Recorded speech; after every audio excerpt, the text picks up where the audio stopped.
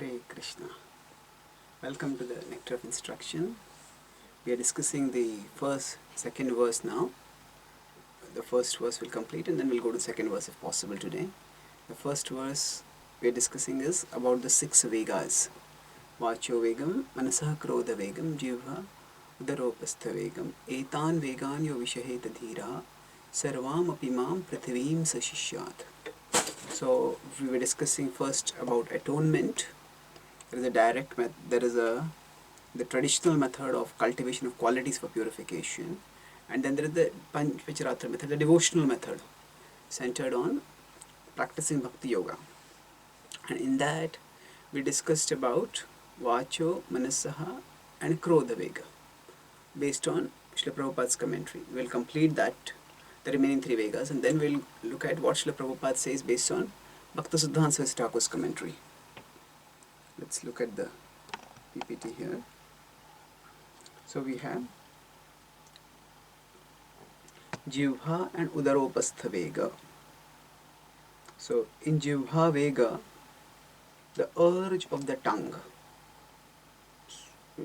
Now this is to eat. Vacho Vegam refers to the urge of the tongue to speak. Now Jivha Vegam, Srila Prabhupada says that actually people are controlled by their tongue and they are running here and there because of that. So people are forced to eat in non-devotee shops, even devotees, and the solution is prasad. And then the solution has 2 parts: be grateful when Krishna supplies, accept as mercy, and take at scheduled times. Let's look at this a little bit more in detail. Now today many people are committing suicide with their tongue. The way they are eating, they are inviting death. Not just in terms of the kinds of food that they eat, that is definitely there, but also the quantities of food that they eat. There's an old Egyptian proverb which says that you live on 1/3 of what you eat, on the remaining 2/3 lives your physician. So this is all the more true in today's society, where obesity is fast becoming one of the most widespread causes of avoidable disease, and not just disease but even death. So this of course is a combination of Jivha and Udaravega. Srila Prabhupada doesn't talk too much about Udaravega. The two are connected. So what is the essential difference? Jivha Vega refers to the taste. We want to eat a lot of variety of objects which are all delicious. And Udara Vega refers to the quantity. We want to eat more than what our body needs. So of course, when the desire to eat a variety of foodstuffs, then that Jivha Vega will lead to the Udara Vega also. So the point is not to have a hair-splitting analysis between the two. The point is to understand the underlying common principle of controlling the urge of the tongue. Now, Jivha Vega today is especially difficult to control in today's culture, because in the past food was primarily given as charity, and even when food was sold as a commodity, it was never marketed as aggressively as it was today. Although people throughout history have eaten delicious foods according to their cultures, according to their social situations, but the sheer amount of marketing that happens today is historically unprecedented. And because of that, people are caught in a cultural bind actually. The cultural bind is because our society often looks down at people who are obese. People who are fat, the whole society's idea is to look good, to look smart, and generally smart looks are equated with thin looks. So a person who is obese is almost treated like a paria, is like a untouchable or a visually untouchable, unseeable person. Such a person, actually, people, just to try to avoid looking fat, do all sorts of things. They do bariatric surgeries, they often undergo anorexia, they don't eat food properly. So on one side, people have uncontrolled tongues, which are further fueled by the external propaganda, which makes them want to eat more and more and more. And on the other side, there is the cultural glamorization of the thin figure, which prevents people from eating. And both ways, people want both. Want to have a thin, good-looking figure, and they also want to have enjoy the tongue's delights, which the tongue is also pulling them, and externally also the culture is glamorizing various foods. So it's a torturous situation, and generally it's damned if you do it, damned if you don't do it. So damned if we don't eat, because the mind will keep torturing, the senses, tongue will keep torturing. If we do it, then we become overweight and we face problems because of that. So either way, the point is that we have to rise to a higher level of consciousness. Just trying to control the senses at the same material level of consciousness is nearly impossible. It's like playing a game that we can't win and can't quit. Imagine there's a huge boxer fighting with a thin, skinny person who neither has strength nor has skill to fight. And the person and people are in the same ring. So this poor fellow will just get beaten again and again and again. And if there's a rule that is no matter how badly this fellow gets beaten, not allowed to quit the ring. So what happens? Can't win. There's just no chance of winning. But can't quit. So just get beaten, beaten, beaten, beaten.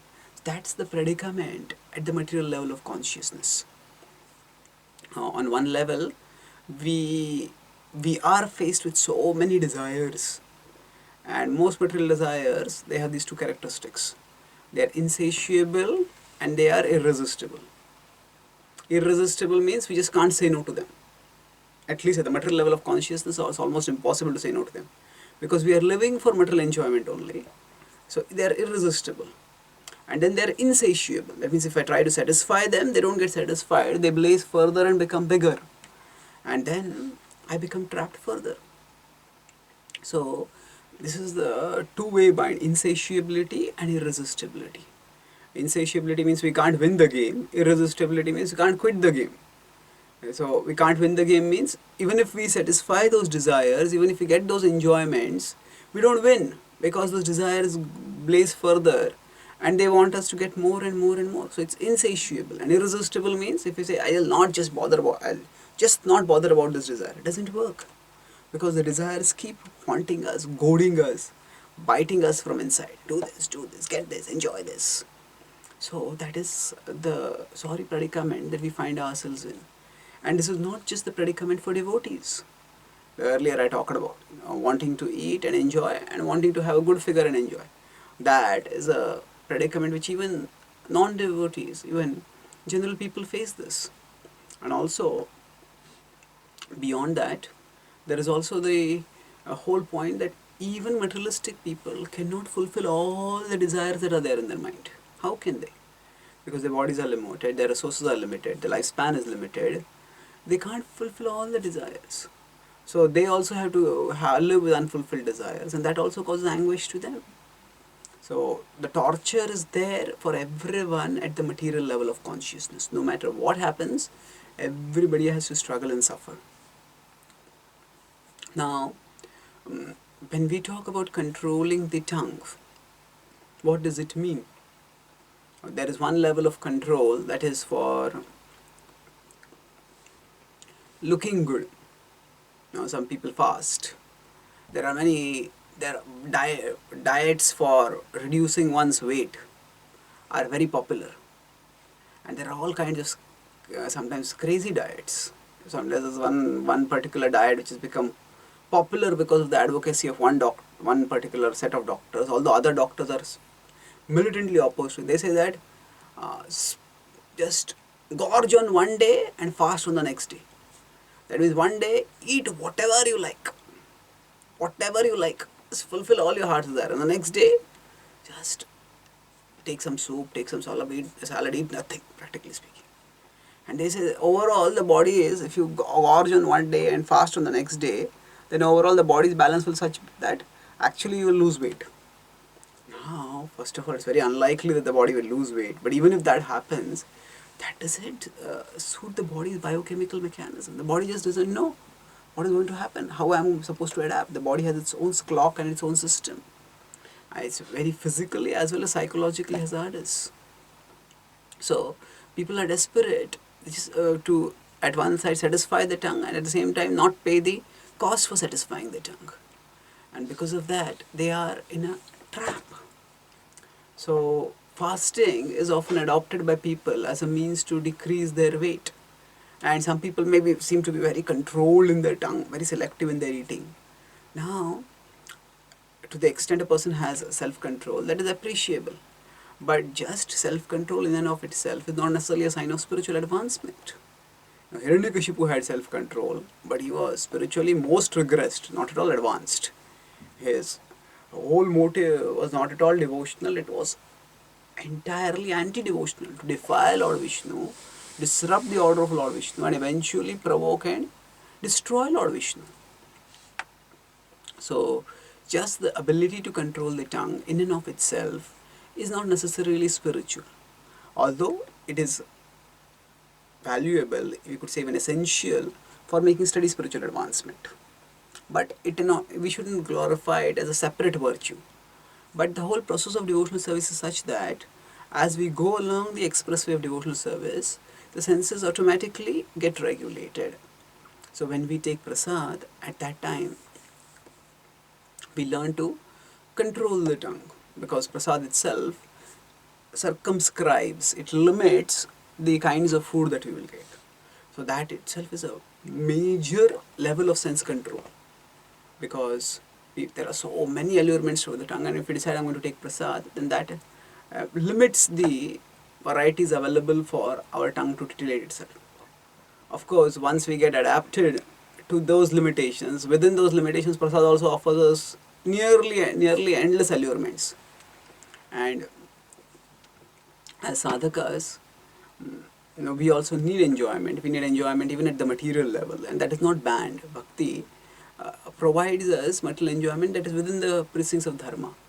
So taking prasadam, feasting on prasadam, is not necessarily against the principles of devotion. But making a habit of that and become attached to that and becoming emotionally dependent on opulent prasadam, sumptuous prasadam on a regular basis, can be a serious problem. Why serious problem?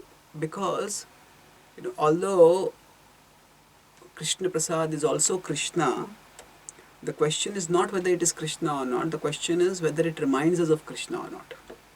So if we are not remembering Krishna when we are eating Krishna Prasad, we are just remembering it as food, as delicious food, then of course at a subconscious level, because it has been offered to Krishna, it will purify us. But at a conscious level, we will not be remembering Krishna. And at a physical level, because of overeating, inappropriate eating, there will be physical consequences. So the manifestations of Krishna, when they come in this world, they act at a transcendental level to purify us.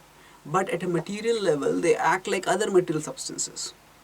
So the deity needs to be clean. The deity, if his fly is there, the fly has to be moved away. The deity is transcendental. But at the same time, that transcendence is not in some miraculous potency to do something which is not done normally. But the miraculous potency is in the purification of the heart. So prasadam will purify our heart. At the same time, while it will purify us, a lot of the purification will depend on our consciousness. Our consciousness, if it is just seeing prasad materially, then there will be inevitably the material consequences of the way we eat prasad and the way it gels or doesn't gel with our body. But along with that, depending on our remembrance of Krishna, the purification will be maximum or minimum. So Srila Prabhupada talks in the purport about how we have to be careful about what we eat, how we eat. If you're not careful, then we can get entangled. So now generally, prasad is a temptation that is entirely within the precincts of devotional service. And we see Chaitanya Mahaprabhu feast with his devotees. And then he would often invite the devotees to eat more and more. So as the culture of prasadam. So that is wonderful. And we can take prasad. At the same time, overall, Chaitanya Mahaprabhu also said, as Srila Prabhupada quotes in the purport, bhalana kaive or bhalana perime. That don't eat opulently, don't dress opulently. So on a habitual basis, having opulent prasadam is undesirable. In feasts, on special occasions, having opulent prasadam is okay. There also, the more we see prasad as Krishna's mercy, that to that extent we will become purified. Now, Srila Prabhupada in Tapsa would also talk about fasting. He would talk about fasting on Ekadashi and fasting on Janmashtami and other festivals. So why is this fasting important? Fasting is not just something which is meant to torture the body. Kulashekar Maharaj says in his Mukundamala Stotra that Medas Ched Falahan Avgahanani. He says, if a person fasts, then the purpose of fasting, if one is not remembering Krishna while fasting, then Medas Ched Falani. So what he says is that fasting is simply a fat reducing exercise. It doesn't lead to much spiritual benefit if you're not remembering Krishna. If we are remembering Krishna, then fasting provides us an opportunity to sacrifice the good for the best. What does it mean? Sacrifice the good for the best. See, there is the bad, there is the good, and there is the best. The bad is pap, the good is punya, but the best is bhakti. Best is Krishna. So prasad, of course, is not punya. Prasad is a part of bhakti only. But still, as I said, prasad has a material aspect to it also, which can distract us from Krishna consciousness. So normally, when we practice spiritual life, we give up sinful activities. We sacrifice the bad for the sake of Krishna. But along with that, sometimes the good can also attract us and distract us from remembrance of Krishna. So that's why sacrificing the good for the sake of the best is also a way to show a single-pointed focus on Krishna. So often our desires gets played over a variety of things. Bahushakha anantascha buddhayo avyavasayinam. In 2.41 in the Bhagavad Gita, Lord Krishna says that Bahushakha, many branches are there for our desires. And then to emphasize it, anantascha, he says there are not just bahu many, but there are ananta, innumerable. So our power to desire gets played over many objects in this world. And that's why the strength of our desire for Krishna is not very high. So when we fast, what is the purpose of that fasting? Our desires that have been dissipated over various things, we just bring all those desires, concentrate them on Krishna. So much, oh Krishna, do I desire you. More than food, more than water, more than sleep. I can't do that throughout my life, but I can do it at least on special days. So for us, fasting is a way of showing Krishna the intensity of our longing for him. So if we are fasting and thinking of food, then we will not make much spiritual advancement. In fact, we will torture ourselves by fasting. Or if we are able to fast, then we will become proud of that fasting. If we are fasting and then looking at who all is eating what and thinking, these people have no control over this, and so just see how much they are eating, then our body is fasting, but our ego is feasting. And that will not lead to any spiritual advancement, practically speaking. But even if that doesn't happen, so our fasting should not be our ego's feet. It should be our devotion's fruit. Not our ego's feet means, yes, I can do this. Based on that, if we fast, then there's not much spiritual advancement. But devotion's fruit means that when we try to fast, our primary focus is that we don't want to distract our time and most importantly our thoughts, our desires away from Krishna to anything else at that time.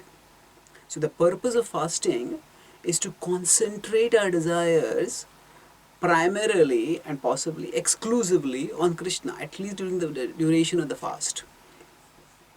So when the hunger starts tormenting us, at that time, if we turn our thoughts towards Krishna and fix the thoughts on Krishna, then the remembrance of Krishna gives us a non-material nourishment that helps us to transcend the torment of hunger.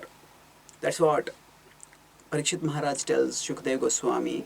I don't think that I'm troubled by hunger. Why? Because I'm drinking the nectar of Krishna Katha from your ears. So when we are remembering Krishna, then that gives us a non-material nourishment that minimizes the torment created by the lack of physical nourishment. And in this way, we experience the reality of the higher happiness of Krishna consciousness. See, the higher happiness of Krishna consciousness depends on the focus of our consciousness in Krishna. If we are not conscious of Krishna, we cannot experience the happiness of Krishna consciousness. So fasting forces us to become conscious of Krishna. Because if we are not conscious of Krishna, then immediately we become conscious of the hungry stomach, and then that starts tormenting us. So that's why fasting is not just a physical austerity, it can be a devotional austerity. It can be an intensification of our devotional advancement, of devotional consciousness, if it is done properly. So the occasion, say like Ekadashi, which is normally there, as devotees we can try as much as possible to utilize the opportunity for fasting on Ekadashi. Different devotees fast at different levels. Some devotees fast Nirjal. Now, Nirjal fasting is difficult for many devotees, and often it is also not so good for health, even according to Ayurvedic doctors, because just the body's whole cyclic system stops because there is no fluid in it. So fasting with water is also actually recommended for its health benefits also, because it allows the body to cleanse itself. When the body is not forced to take in new food constantly and digest it and process it, then the body gets time to recover, recoup, and do some pending work. Just like a machine needs rest so that it can function better, similarly the body needs rest. Digestive mechanism, the metabolic mechanism of the body, if it gets rest from continuous inflow of new food to digest and process, then it can work to cleanse itself internally and heal itself internally. So fasting has a lot of medical benefits also. In Ayurveda they say langhanam paramaushadham, that fasting is among the best of medicines. So the water fasting or fluid fasting, taking some juices, lemon water or fruit, that's one level. So Nirjal fasting is one level. One level next to that is water fasting. Then one level next to that is some juice fasting. Then below that is just fruit fasting. Below that is taking raw foods, fruits, vegetables like that. And otherwise below that is taking no grains but only once a day, or taking twice a day. Then taking thrice a day. Now many devotees actually on Ekadashi, they just consider that the only fasting is that I will not take grains on that day. Now we are missing out on the potential benefits that we can get from Ekadashi by considering Ekadashi to be just a day when we restrict the choice of the diet and not restrict the quantity and the frequency of the diet. So Ekadashi can help us to go deeper into our Krishna consciousness. Of course, we can say that more important than fasting is chanting extra and remembering Krishna extra. Yes, but the physical restriction decreases the distraction by which we are able to focus the mind on Krishna. Now, of course, if we find ourselves physically unsuited for fasting, then it's not necessary to fast. The important point is to practice devotional service. If somebody says, I'll fast but I'll sleep all day, then it's better to stay awake, remember Krishna, serve Krishna, and take food whatever is required. So fasting should not become another god for us. That means another object of thought. Our fasting should be a means by which our thoughts get redirected from food to Krishna. But this Jivha Vegam can be controlled very powerfully by fasting on the occasions which the scriptures anyway give us as sacred. So Srila Prabhupada writes that when we eat food also, then if we are selective, this food is delicious, I want to take that, then we are again not seeing things spiritually. So if we go to a person's place because that person is going to give very nice food, then nice prasad, then we are actually succumbing to Jivha Vega. Now, it's not that we have to deliberately take food that is tasteless to counter Jivha Vega. That is not our process. With our process is that whatever Krishna offers, we accept it. So if on some days wonderful prasadam is there, we'll take it. On some other simple prasadam is there, we'll accept that also. So whenever there are feasts having opulent prasadam, it's fine. But we can't have feasts every day, or we can't be looking for feasts every day. Now, And then second point is with respect to controlling Jiva Vega is, so one is the regulation of the quantity and the variety, and then the other is the regulation of the frequency. So Jiva Vega is, these three controls. Variety of food that we take, it shouldn't be too opulent. Quantity should be regulated depending on how much is suited for our body. Generally speaking, there is hunger and there is pseudo hunger. So hunger means that the stomach is empty and the stomach needs food to continue its metabolical functions of the body. But pseudo hunger is if somebody says, I am hungry for gulab jamun. Hunger, real genuine hunger is never specific, it is generic. Specific hunger is always pseudo hunger. So generic hunger means when the body needs things for its metabolism, then that means it needs some input by which its functioning will go on. So what the input is not particularly important from the body's metabolic point of view. It just needs fuel for running on, and of course it has to, what is put in has to be nourishing. But the point is that it is generic. Whether it is chapatis or whether it is bhakris or whether it is parathas or whether it is bread cooked by devotees, that doesn't matter so much. What matters is that it should be nourishing enough for the body. But when there is pseudo hunger, that means there is, I want this particular item itself. Now it's not wrong to want a particular item. If it can be offered to Krishna and taken, that's fine. But we have to know what is the body's actual need and what is the mind's need. It's not that we have to reject all the mind's needs, but at least we should know, okay, this is the mind's need, and then I can decide whether I'm going to fulfill the mind's need or not. The body's need has to be fulfilled. So whenever the hunger becomes specific, not generic, that's a safe way to understand that's not hunger, that's pseudo hunger. So pseudo hunger is what causes fat. Genuine hunger doesn't cause fat. Genuine hunger doesn't even actually bring our consciousness down to Rajoguna or Tamoguna. When we overeat, then we want to oversleep. Either we want to oversleep, or because of overeating, then people get into passion and they want to enjoy. So generally, whenever we eat too much variety, too much quantity, then that sort of eating can drag our consciousness down to passion or ignorance. So satisfying hunger doesn't lead to any such problems. It's only pseudo hunger that causes these problems. So with respect to, after considering controlling the quantity, the variety, then let us look at the frequency. Now frequency means that how often should we take prasad. There is the pastime of Sarvabhauma Bhattacharya and Chaitanya Mahaprabhu in the Chaitanya Charitamrita. After Chaitanya Mahaprabhu and Sarvabhauma Bhattacharya had this momentous conversation in the temple of Jagannath Puri, temple of Jagannath, and then Sarvabhauma Bhattacharya was converted. The next morning Chaitanya Mahaprabhu came to meet Sarvabhauma Bhattacharya and gave him prasad, brought some prasad for him. So Sarvabhauma Bhattacharya had woken up late and he just came out, he saw Chaitanya Mahaprabhu offered obeisances. And then he got up and he said, I'm so fortunate that I am able to see you. And then Chaitanya Mahaprabhu gave him prasad and he immediately took the prasad and honored it. So then he said, what is this Sarvabhauma? He says, you are a Brahmana, you have not yet taken bath, you have not done your Sandhya Vandan. How can you eat food like this? And then Sarvabhauma Bhattacharya said, he quoted a verse from the Purana saying that Prapti matrena bhoktavyo. He says, as soon as prasad is obtained, immediately we should eat it. Prapti matrena bhoktavyo. And Chaitanya Mahaprabhu became so happy. He said in Chaitanya Mahaprabhu felt as if the purpose of his descent from the spiritual world had been fulfilled. That as if he had conquered the whole universe. Now, what was Chaitanya Mahaprabhu so ecstatic about? That eat prasad as soon as you get it. That is not the main lesson of this pastime. The main lesson of this pastime is the transformation of the heart of Chaitanya, of Sarvabhauma Bhattacharya, and his development of faith in the principle of mercy.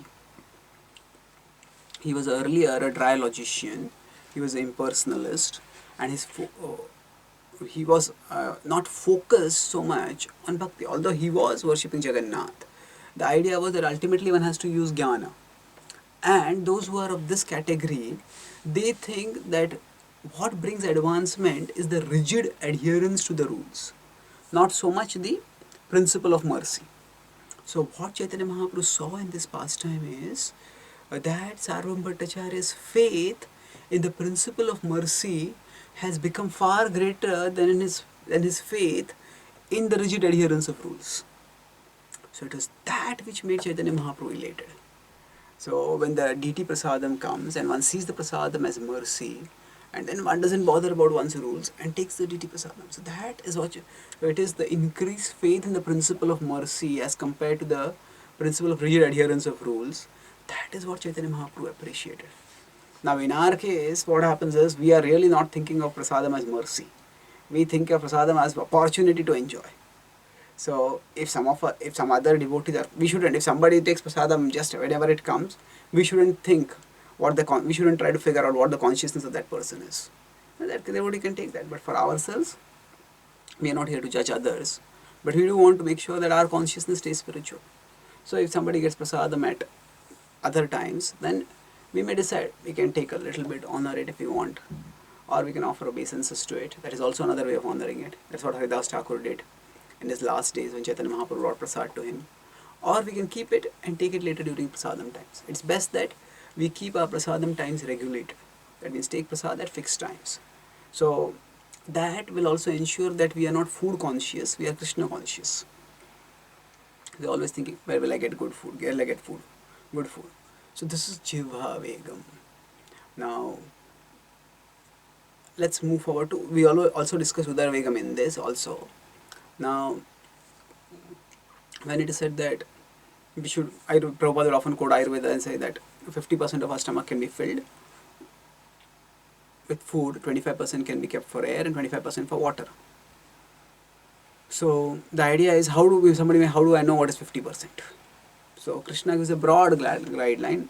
Nati ashnatastu yogosti na chaikandam anashnataha. He says one should not eat too much, one should not eat too little. So how do we know what is too much and too little?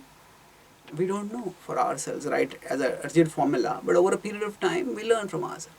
Sometimes we eat a little less and we find that we are feeling too hungry afterwards. Sometimes we eat too much and we feel sleepy. Then by that we understand that this is how much I should be eating. So it's something we learn by experience, and our diet's quantity may also change as we grow, because then our physical engagement may change, the level of energy that we have, the level of digestive capacity that we have, it will change. So one important point is that this regulation doesn't have to be rigid, it can be dynamic. That means depending on the nature of the service that we are doing. Suppose somebody may be fasting normal times, but if there is a service, if one is in yatra and there's a lot of physical movement to be done, a lot of physical service to be done, then at that time fasting will unnecessarily restrict our capacity to do service. Then better not fast at that time. Similarly, if we are having more service physically, then we may eat more. So Udara Vega is not necessarily the point of just sticking to a fixed quantity in eating. It is eating whatever is required for our bodily nourishment. And depending on the kind of engagement we have, that may vary. And now Upastha Vega. So now the Vedic scriptures do not reject sex. Sex is an important part of life. It is the way new life comes into the world. So it is actually, Krishna says, Dharma Viruddha Bhuteshu Kamosmi Bharatarshava. That I am sex life that is not contrary to religious principles. So sometimes the whole idea that even within marriage sex life should be restricted, that may seem too much of an intrusion into one's private life and may seem to be too restrictive. Actually, the point here is not to restrict. The point is to have a balance in one's perspective. Now, to the extent, actually paradoxically, our culture glamorizes sex more and more, and as it glamorizes it, it devalues it also. How does it devalue it? The more we glamorize sex based on the physical form, good-looking form that are shown everywhere, to that extent, people are constantly in a state of artificial sexual stimulation, constant agitation. And then sex becomes just a activity for physical release. Just activity for gaining physical release. There is no really intimacy between the two people. That is what happens when it is done as a professional activity in prostitution.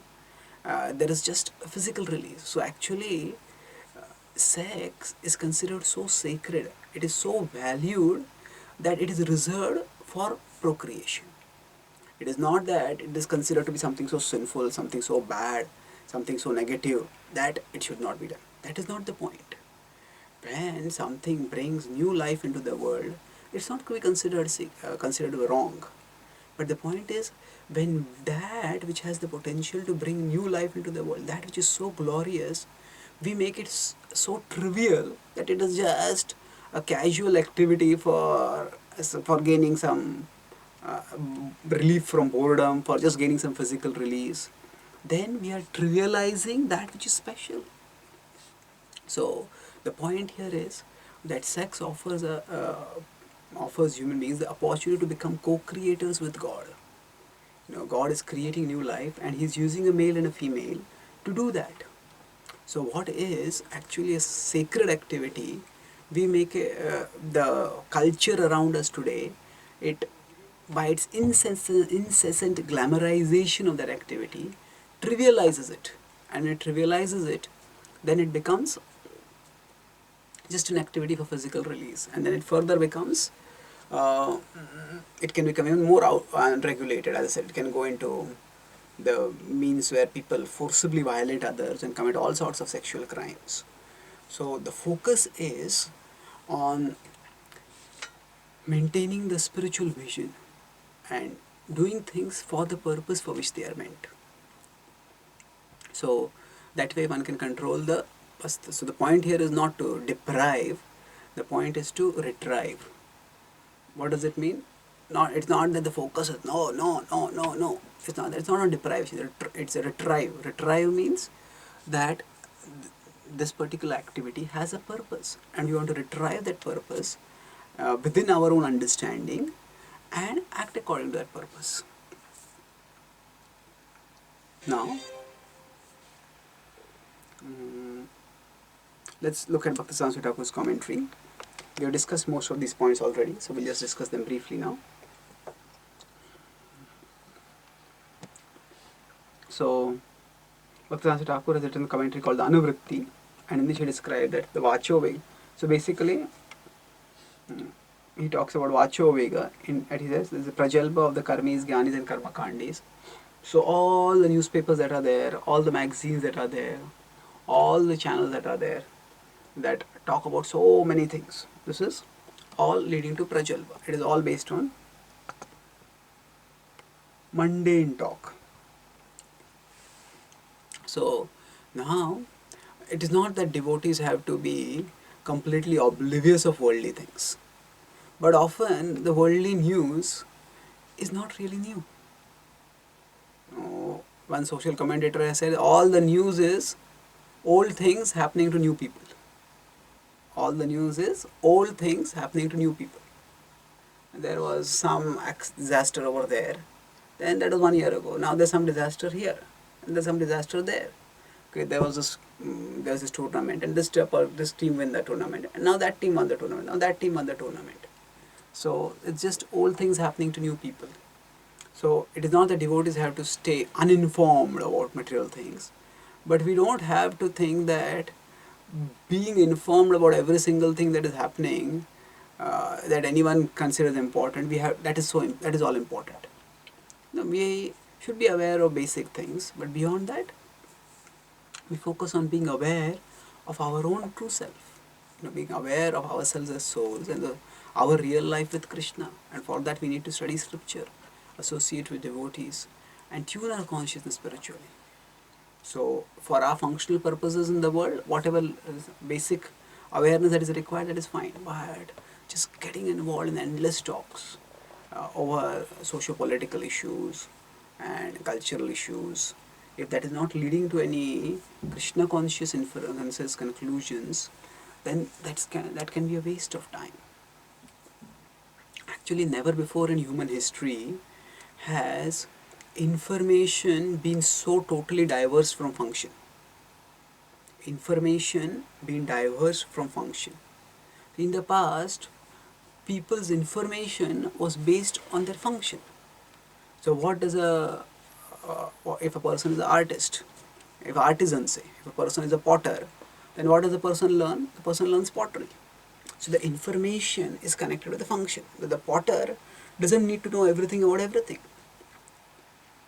But today we have so much information that serves no function. This happened in this part of the world, that happened in that part of the world. In this year, this war had taken place at that time, and in that year that had happened. And this is, if we are giving some competitive exams in which this is the standard of knowledge that is required, we can study it. But in general, the point here is not to suppress our curiosity. We all have curiosity, because being conscious is the nature of the Atma, it's Chit. But we can direct our curiosity radar towards Krishna instead of letting the curiosity radar go on towards material things, because they are endless and they are ultimately useless. Why useless? Because how is that information going to serve any function in our lives? Now, because we have so much information that serves no function, so we create a function for them. What is that? We create functions in terms of, there are quizzes which are based on trivias. Okay, how many daughters does this film star have? Or this politician, how many wives did he marry? This is trivia, but then there are quizzes, and sometimes people earn lakhs of rupees by winning quizzes where the questions are essentially trivia. So this is not really required. Again, the point is not to condemn general knowledge or to say that we have to be unaware of things, but the point is we have to connect information with function. Otherwise, we will just go on an endless information gathering spree, which will not really lead to any functional utility. So the solution is Harikatha. And what happens when we have this information seeking mentality, when we come to scripture also, then we are constantly looking for information only. It's scriptural information is meant to serve transformational function. That means when we hear something, we apply it, and we become better human beings, we become better devotees. The scriptural information is like a doctor's prescription. The doctor's prescription is not just for information value, it is for transformation value. It is meant to cure us. But if we are habituated to information diverse from function, then even when we get scriptural information, yeah, very good class. At the end of the Bhagavad Gita, Krishna did not tell Arjuna, very good class, Krishna. What did Krishna tell Arjuna? Karishye vachanam tava. I'll do what you say. And he did it. So, information has to be connected with function. So, when we hear Harikatha, we shouldn't just be looking for new information, although new information is definitely valuable, but we are looking for transformation. So, the information, whatever function it has, when we use it for that function, then the transformation results. Now, with respect to Manasaha Vega, Thakur says that the mind's urges can be classified into two: Avirodha Priti and Virodha Yukta Krodha. So Avirodha Priti means attachment. Avirodha means unrestricted, unregulated attachment. And Virodha Yukta Krodha. So Avirodha Priti means when one is attached, one doesn't accept any rules and regulations. No stopping. I want to enjoy the way I want to enjoy, the time I want to enjoy, the quantity I want to enjoy. That's what it is. Avirodha Priti. And when there are obstacles, and so even if we don't accept any religious scriptural regulations, still there will be practical restrictions that will come.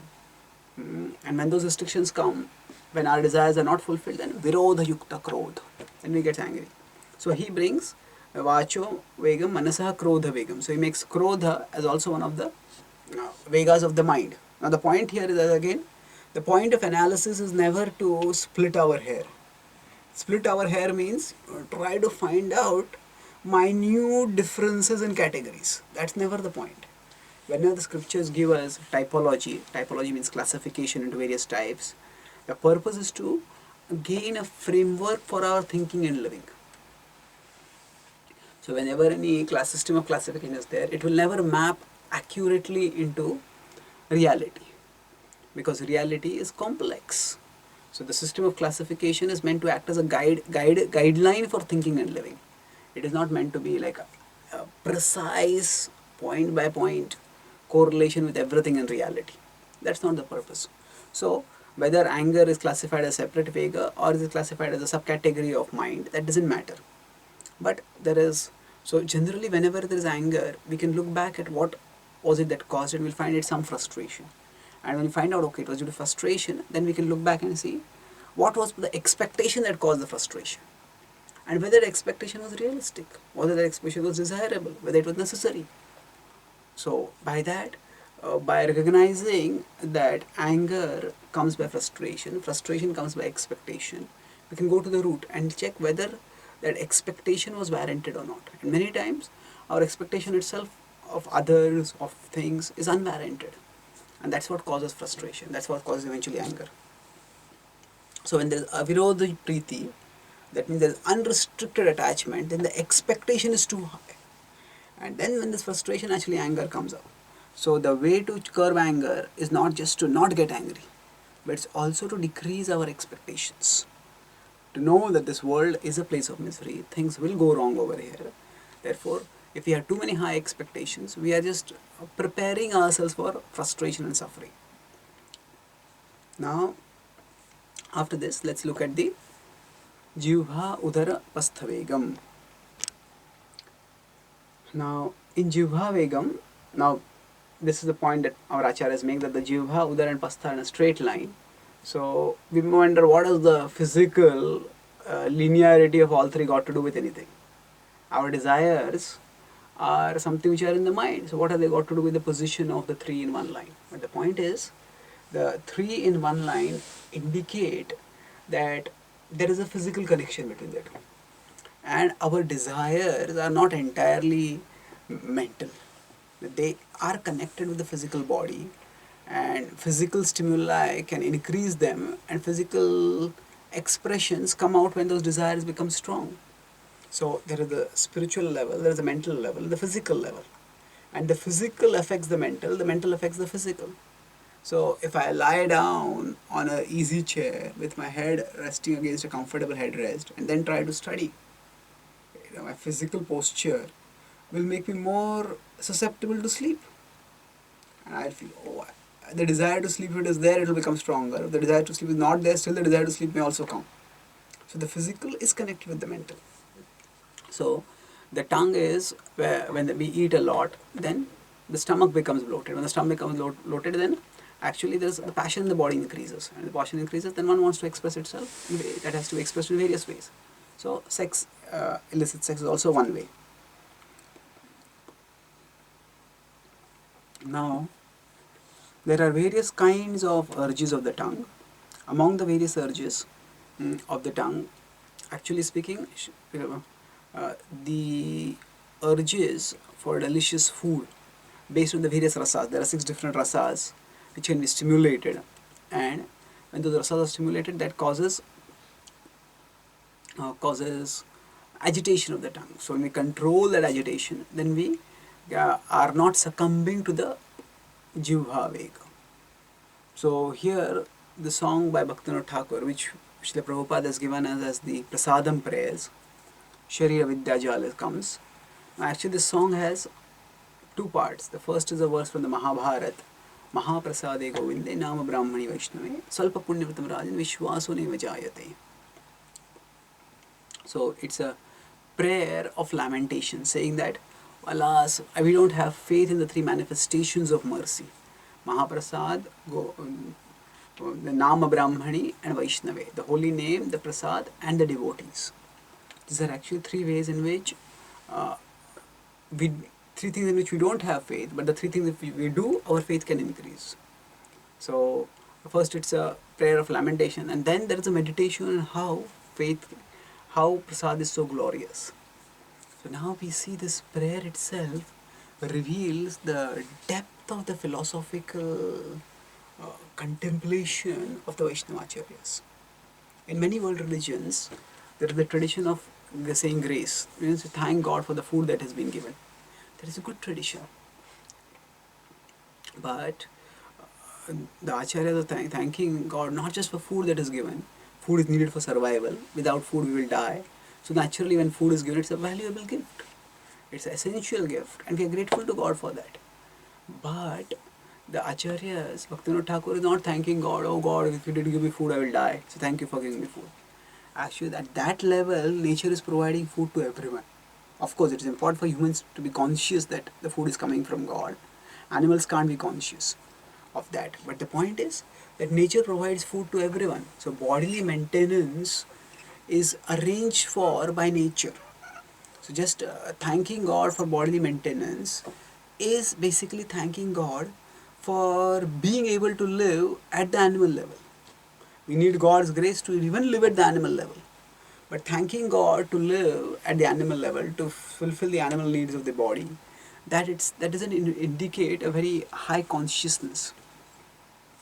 So the whole prayer of Bhaktivinoda Thakur is focused on how Krishna has manifested through the food, as prasad, so that we can learn to control our senses and become liberated from material existence by engaging in devotional service. So the whole first part of the prayer is a meditation on how we are trapped in material existence. Sharira vidyajal jadendriyata hai kal. So the body is not just avidya, it's not just puts us in ignorance, but it puts us in a trap of ignorance, vidyajal. And further, the senses drag us further into ignorance. They drag us towards death.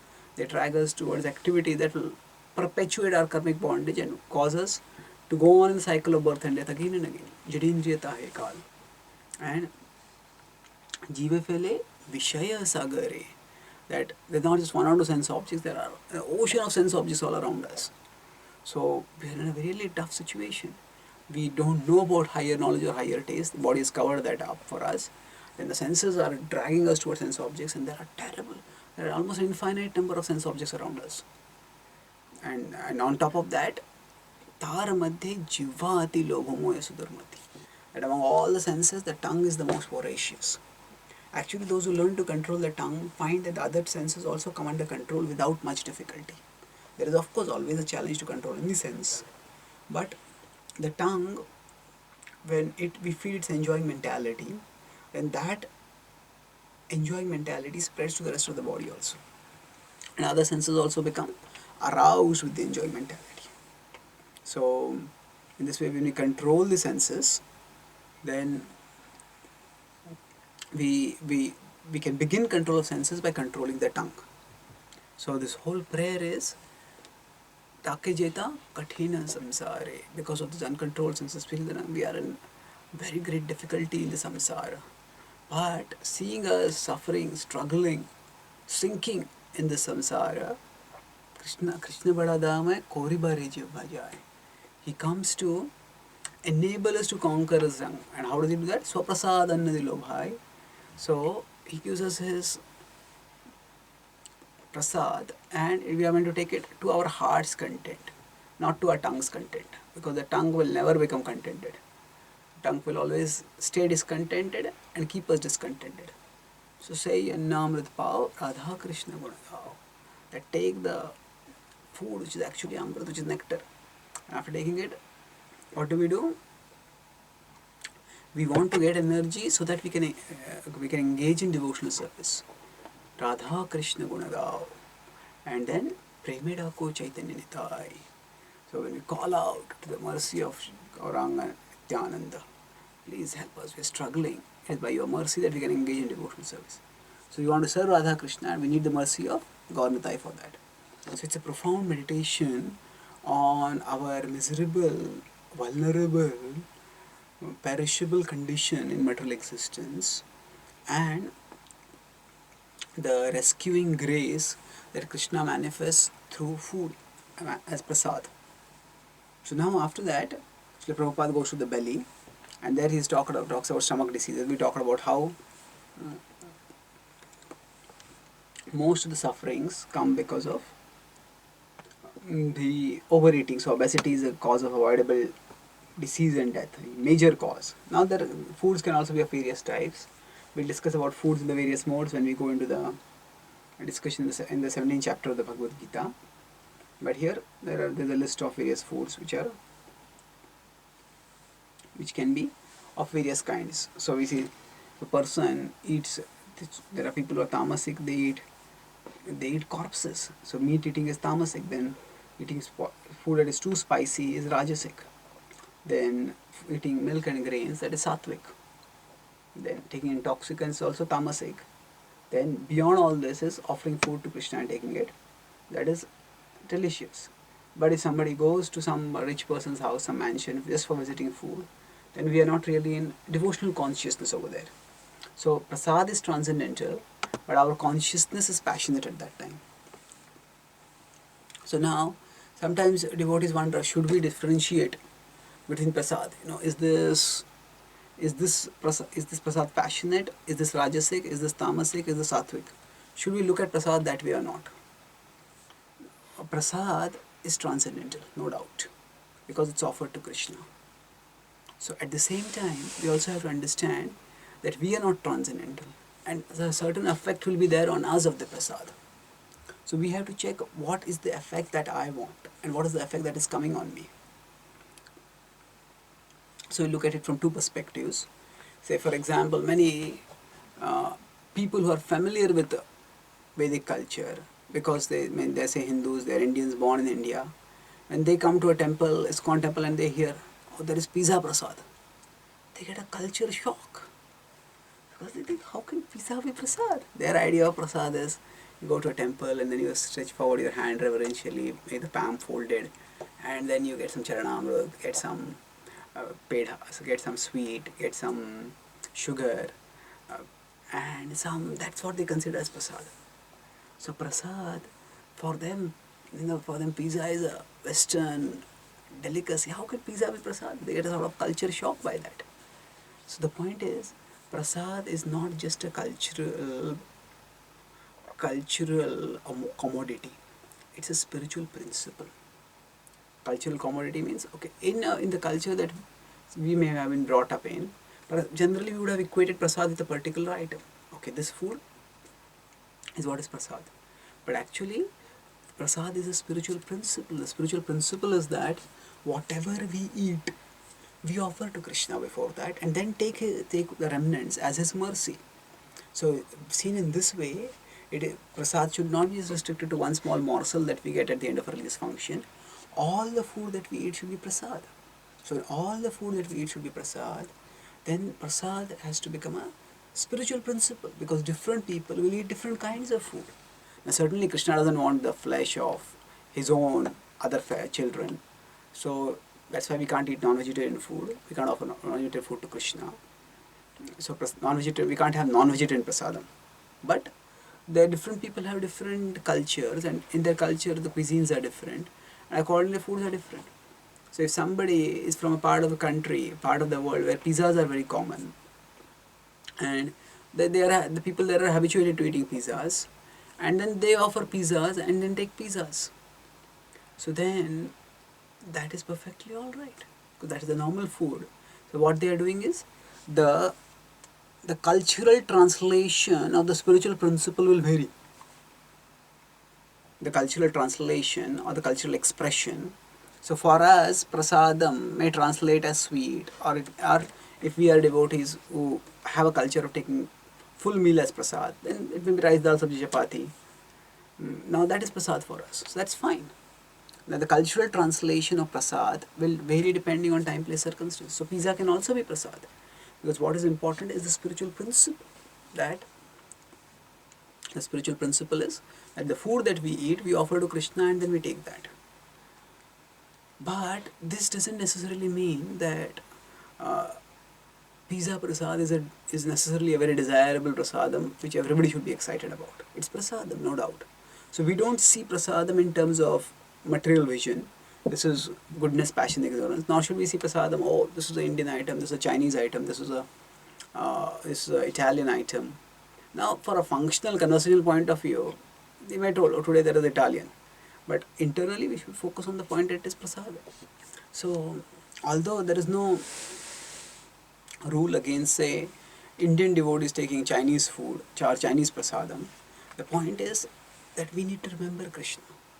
So, if we get Chinese food, then even if it is Chinese prasadam, we are thinking more of Chinese than of prasadam. So in our consciousness, the focus is not Krishna, the focus is something else. So the same applies to, say, West, and there we can have mantra rock. If you have Hare Krishna mantra rock, then sung with rock music. Now for those whom rock is familiar, that is the way they are spiritualizing their music. That is the way they are bringing Krishna into the music with which they are already familiar. And for them it is good. But for those who are not exposed to, say, rock music, now of course practically many people in India are exposed to rock music, but for those who are habituated to a traditional culture, for them to participate in mantra rock, all that is happening is that they will not hardly be thinking about the mantra, they will be thinking more of rock. So each of us has to take a moral inventory, a devotional inventory of ourselves, and decide what are the things that I can do in which I can maintain my remembrance of Krishna. And of course, it's not that I have to give up all other activities. I may do those activities also, but then I have to be honest with myself. I shouldn't just spiritualize them, whitewash them, saying that, oh, this is all devotional. I can, if I feel, if my desire is very strong and the desire is not anti-devotional, then I can do those things. But I shouldn't think that that is the same as doing activities which help me to remember Krishna better. So I'm not saying that, say, paratha is a better prasad or higher prasadam item than and pizza. That's not the point here. The point is, I have to check individually what brings me greater remembrance of Krishna. So if I'm excited just because of the material nature of the item, then I'm not really in devotional consciousness. And I have to be honest about that. I cannot artificially say that everything is equal. So Srila Prabhupada, we see, even when he went to America, whichever part of the world, he taught Americans not just the universal spiritual principles, he also taught them specific cultural practices. So he taught his Western disciples to wear traditional dresses, to cook traditional cuisines, and to learn traditional songs. So Srila Prabhupada wanted very much for our traditional culture to be continued. Now, Srila Prabhupada wanted the Krishna consciousness movement, ISKCON, to act as a bridge which takes traditional Indian culture to the rest of the world. So now the challenge with the bridge is, it's very difficult to have, once a bridge is constructed, to allow only one-way traffic on the bridge. So there is two-way traffic. So what is happening is that the original intended traffic was that the traditional Indian culture should go through ISKCON to people all over the world. But what is happening also is that there is the other way traffic. That means the culture from all over the world is coming through ISKCON to the traditional places in India. So devotees who may have never heard before they were introduced to ISKCON of chow mein or pizza, they start taking chow mein prasadam and pizza prasadam. Now again, this is not bad, but we have to be aware of what is happening and whether what is happening is taking us towards Krishna or taking us away from Krishna. We have to be clear in our consciousness of what are the things that are anukul to our bhakti and what are pratikul to our bhakti, and do them accordingly. Now, going beyond this, we will discuss about the remaining sections in tomorrow's class, next class. Thank you. Hare Krishna.